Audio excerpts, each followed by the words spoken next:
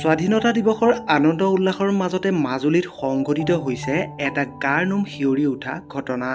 এই ভিডিঅ'টিৰ জৰিয়তে আপোনাক সবিশেষ জনাম, গতিকে ভিডিঅ'টো আপুনি শেষলৈকে চাই থাকিব। নিজ পুত্ৰই হত্যা কৰিলে মাতৃক। কুলাংগাৰ পাষাণ পুত্ৰই লাঠিৰে মৰিয়াই মৰিয়াই নৃশংসভাৱে হত্যা কৰিলে জন্মদাত্ৰী মাতৃক। কুলাংগাৰ পুত্ৰৰ নাম ৰাহুল কাকতি বুলি জানিব পৰা গৈছে। ৰাহুল কাকতিৰ হাতত মৃত্যু হোৱা মাতৃগৰাকীৰ নাম সোণাপী কাকতি। তেওঁৰ বয়স 54 বছৰ বুলি জানিব পৰা গৈছে। মাজুলী গড়মূৰ থানাৰ অন্তৰ্গত জোৰবিল কাঠনিয়াটি গাঁৱত সংঘটিত হৈছে এই ভয়ংকৰ হত্যাকাণ্ডটো।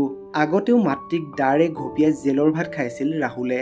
আজি লাঠিৰে মাতৃক মৰিয়াই থকা অৱস্থাতে দুজনমানে বচাবলৈ গৈছিল যদিও উদ্দণ্ড পাষাণ ৰাহুলে সেইকেইজনকো প্ৰহাৰ কৰাৰ লগতে এটা মোবাইল ফোন ভাঙি পেলায়। উক্ত ঘটনাই অঞ্চলজুৰি চাঞ্চল্যৰ সৃষ্টি কৰিছে। বৰ্তমান দোষীক কৰায়ত্ব কৰি গড়মূৰ থানালৈ তাৎক্ষণিকভাৱে লৈ যোৱা হৈছে। স্থানীয় ৰাইজে এনে মাতৃ হত্যা পুত্ৰৰ উচিত শাস্তিৰ দাবী কৰিছে। সঁচাকৈ খবৰটো শুনি খুবেই দুখ লাগিল। আমিও এই ভিডিঅ'টিৰ জৰিয়তে দাবী উত্থাপন কৰিছোঁ, হত্যাকাৰীক কঠোৰতকৈ কঠোৰ শাস্তি প্ৰদান কৰিব লাগে। ভিডিঅ'টো ইমানে আছিলে। যদিহে আমাৰ চেনেলটো ছাবস্ক্ৰাইব নকৰাকৈ চাই আছে, তেনেহ'লে প্লিজ চেনেলটো ছাবস্ক্ৰাইব কৰি কাষত থকা বেল আইকনটো প্ৰেছ কৰি ল'ব। ভিডিঅ'টো শেষলৈকে চোৱাৰ বাবে ধন্যবাদ।